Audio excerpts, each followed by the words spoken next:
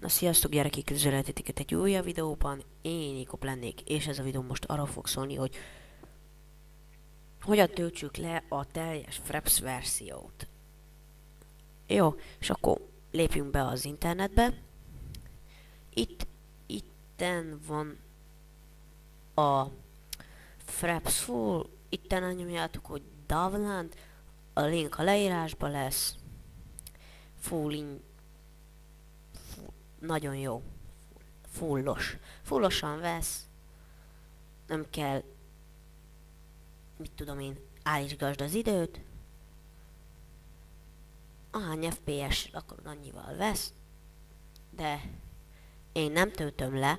Megnyomjátok itt a downloadot. Eztet. És akkor ebből is tölteni fogja. És utána, igen. Utána meg bejöztök ide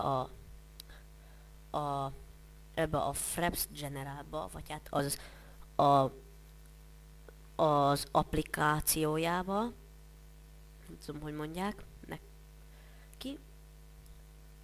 Igen, és akkor itten tudjátok állítgatni, hogy milyen betűvel, mivel akarjátok venni. Értitek?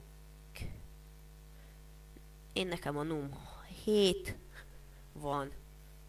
Full size-ba is tudja venni, half size-ba is. Amennyi időt akarsz, annyit vesz. Hát itt ezek nem fontosak, itten hagyjátok a screenshotot. Itten nekem az enter number-rel vesz. Num enterrel veszi.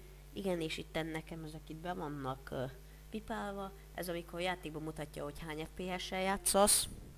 Ez meg itt azt mutatja, hogy ittenni a gépednek, a monitorjának a jobb felső sarokban látható lesz, vagy mit tudom én ki hova teszi, mert itt lehet helyezgetni,